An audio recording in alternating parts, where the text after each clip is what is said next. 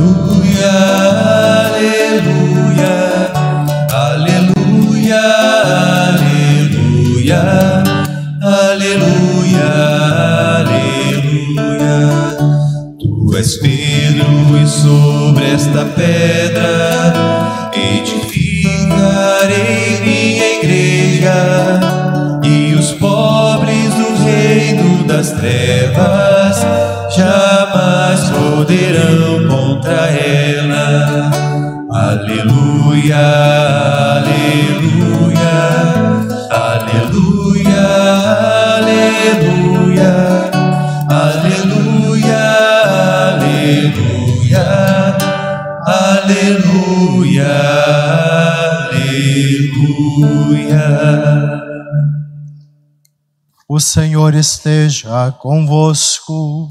Ele está no meio de nós. Proclamação do Evangelho de Jesus Cristo, segundo Mateus. Glória a vós, Senhor. Naquele tempo, Jesus foi à região da Cesareia de Filipe e ali perguntou aos seus discípulos: quem dizem os homens ser o Filho do Homem? Eles responderam: alguns dizem que é João Batista, outros que é Elias, outros ainda que é Jeremias ou algum dos profetas. Então Jesus lhes perguntou: e vós, quem dizeis que eu sou? Simão Pedro respondeu: tu és o Messias, o Filho do Deus vivo. Respondendo, Jesus lhe disse: feliz és tu, Simão, filho de Jonas, porque não foi um ser humano que te revelou isso, mas o meu Pai que está no céu. Por isso eu te digo, tu és Pedro, e sobre esta pedra construirei a minha igreja, e o poder do inferno nunca poderá vencê-la. Eu te darei as chaves do reino dos céus. Tudo que tu ligares na terra será ligado nos céus. Tudo que tu desligares na terra será desligado nos céus. Palavra da salvação. Glória a vós, Senhor.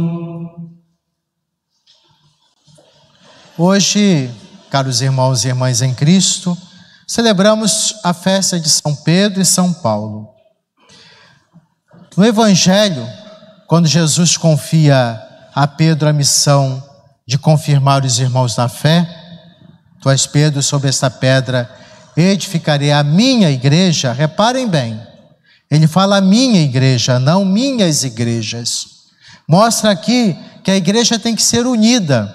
Ele quer a igreja dele unida, uma igreja fiel, comprometida com o Evangelho, não um grupo de igrejas independentes, como o perigo das igrejas chamadas nacionais.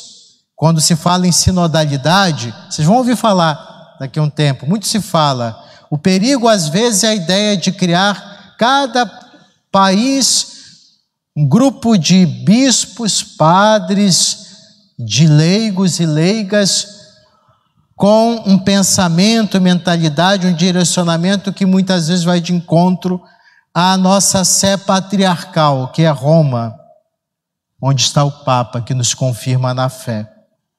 O perigo é começar a entender que a igreja é uma democracia, que um grupo se sobrepõe ao outro. Isso não é sinodalidade, não. A sinodalidade significa caminhar juntos. Todos são ouvidos. Mas depois os pastores da igreja, o Papa, ouvindo a todos, ajuda nesse direcionamento. Assim foi a igreja de Jerusalém, quando teve o primeiro concílio. A igreja em Jerusalém realizou o primeiro concílio. Todos os apóstolos se reuniram. E depois de ouvirem, partilharem, Tiago e Pedro faz o direcionamento. É preciso respeitar essa dinâmica eclesial bonita, em que não é um grupo querendo se prevalecer sobre o outro. Todos ouvindo, partilhando e caminhando juntos. O perigo das igrejas nacionais é isso. Nós temos a nossa igreja aqui, nosso grupo próprio de língua, cultura, sem muita proximidade, identificação com aquilo que é essencial na mensagem da fé, da doutrina e da moral. Mas eu tenho certeza que a igreja conduz, que o Senhor conduz a igreja de forma que isso não irá acontecer. Neste sentido, entendemos o primado de Pedro, que por 3 vezes Jesus confirma. Lembremos aquele trecho do Evangelho: Pedro, tu me amas? Apacenta meus cordeiros. Pedro, tu me amas? Apacenta minhas ovelhas. Pela 3ª vez, da mesma forma. Apesar de Pedro ter falhado com Jesus, ter recuado, se acovardado, no momento em que o renega, Jesus viu em Pedro um homem que estava disposto a mudar, transformar seu coração. E voltou-se para Deus de uma forma tão corajosa e firme que morreu crucificado de cabeça para baixo. Há momentos em que tropeçamos na nossa caminhada, nossas fragilidades, limitações. Como Pedro, não podemos desistir. Como Paulo, que diz: combati o bom combate, guardei a fé. Não vamos desistir, porque o Senhor, na sua misericórdia, nos confirma na missão. É importante dizer para ele: sim, Senhor, tu sabes tudo, tu sabes que eu te amo. Eu te amo com a minha fragilidade humana. Preciso crescer, melhorar, mas, Senhor, tu sabes tudo. Tu sabes que eu te amo. Assim devemos caminhar. Esse é o papel de Pedro, exercendo essa autoridade que é serviço, nos confirmar na fé. Mas não ficou só em Pedro. Também teria muito sentido, né?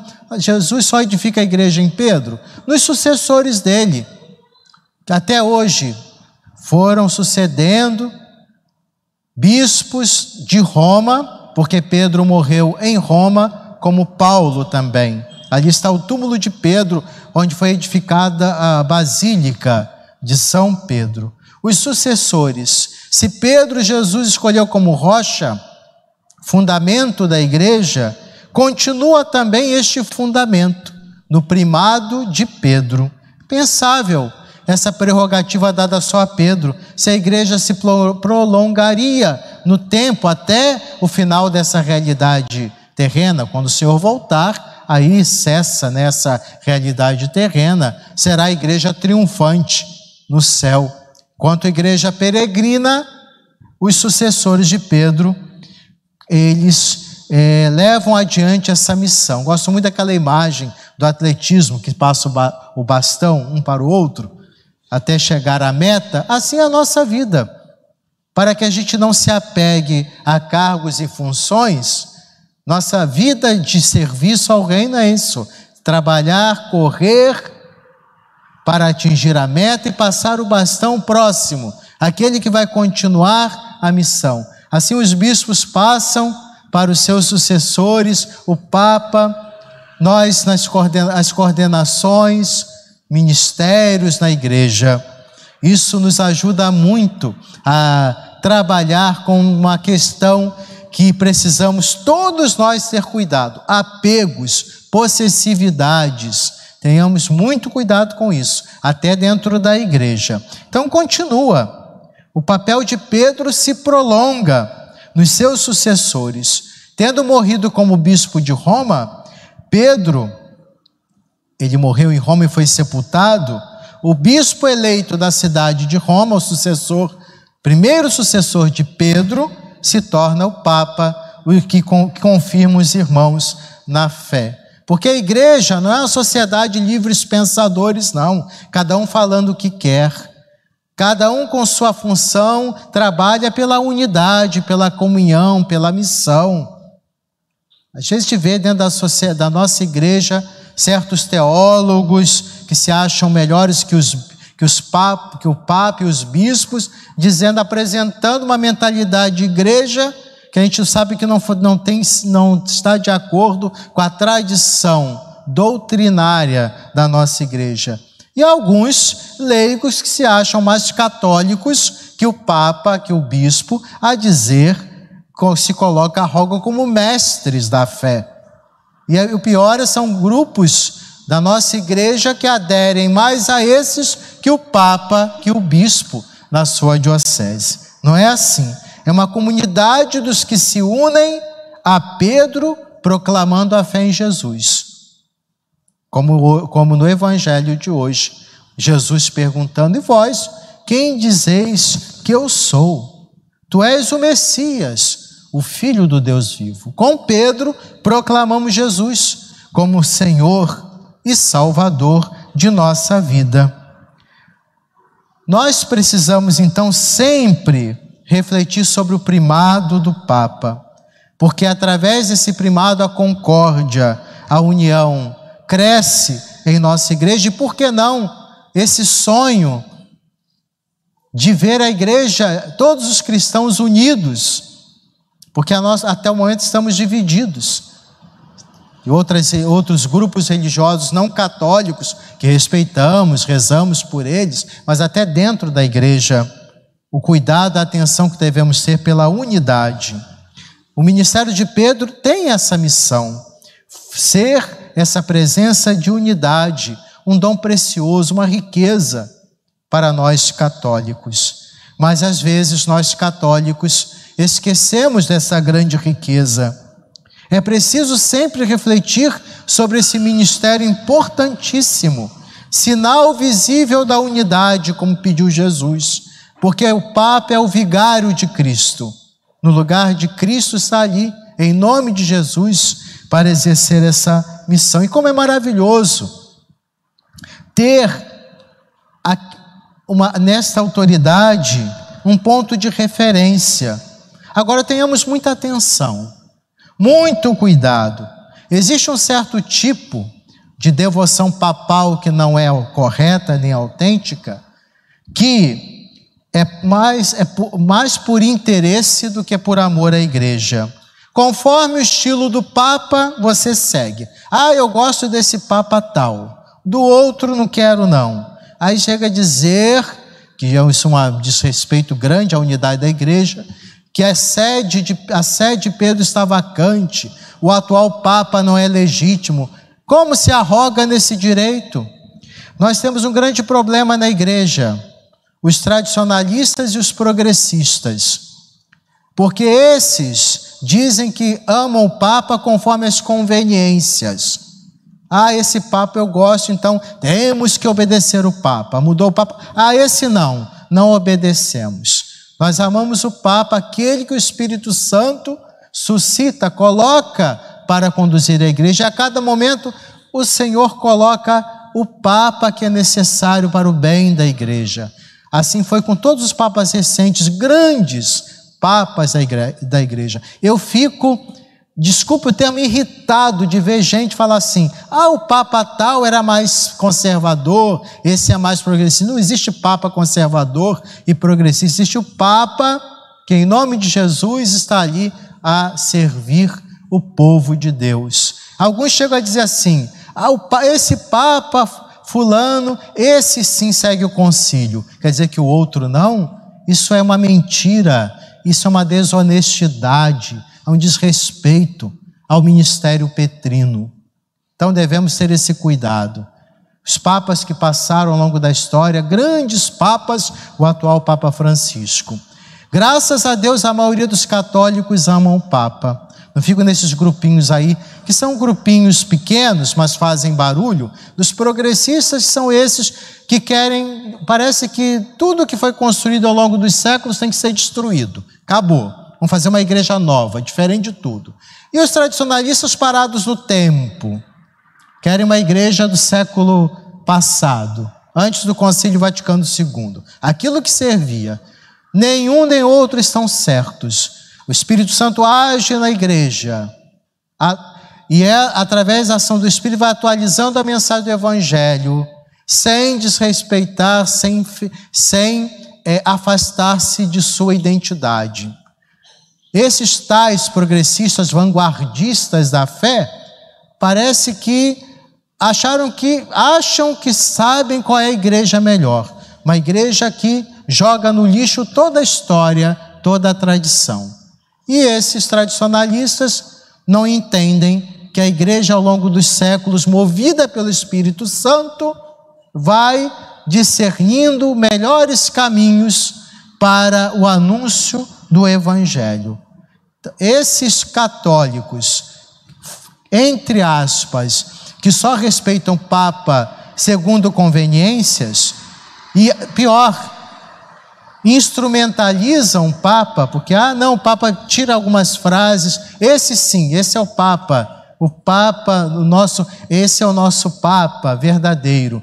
Eles estão equivocados. Como essa mentalidade também, essa ideia de dizer assim, a igreja do Papa tal, a igreja de Bento, a igreja de Francisco, eu não sabia que Papa tinha igreja. Para mim, Jesus, a igreja é dele. Os papas são servidores.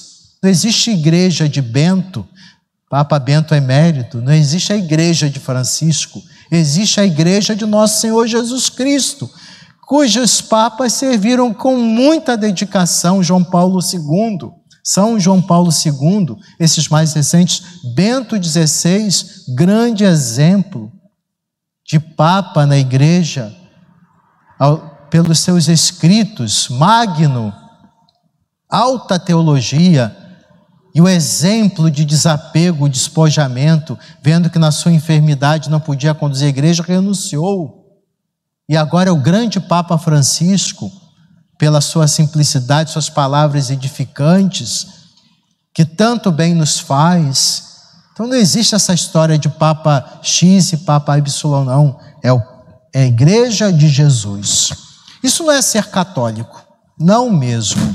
Voltemos então ao que diz Jesus. Ele quer uma igreja unida. A igreja é dele. Nós devemos nos identificar com a igreja. A nossa família natural, ela, claro, tem que ser valorizada, mas agora o nosso horizonte, o nosso coração se abre para uma família dos filhos de Deus. Se existe às vezes na família natural o divórcio jurídico, separação, pode acontecer o divórcio do coração nos católicos que se afastam da igreja. Ou o divórcio do coração dos católicos que estão na igreja, mas não amam, não respeitam a igreja, se calam, se omitem e, pior ainda, atrapalham a unidade da igreja. Se existe na família natural o divórcio jurídico e o do coração, por exemplo, dentro do mesmo teto, casais que não se entendem, na igreja pode existir desses dois aspectos. O divórcio mesmo, que é a separação, quando é o cisma, quando grupos religiosos se afastam da igreja, juridicamente, mas também o divórcio do coração, quando você só sabe destacar as debilidades da igreja dentro da igreja, só sabe criar discórdias e divisões dentro da igreja, não se sente igreja, renega a própria mãe, renega os sacramentos, a palavra, e se afasta do caminho do Senhor. São Cipriano, dos grandes padres da igreja, dizia: não se pode ter Deus por pai quem não tem a igreja por mãe. Santa Teresa d'Ávila, grande mística da igreja, quando tinha algumas tentações por causa das situações difíceis que ela via na igreja, ela se consolava e afastava dessas tentações, dizendo: sou filha da igreja, e como filha da igreja quero morrer. Fidelidade, né? Dessa grande mulher, doutora da igreja. E assim, somos chamados a rezar pelo Papa.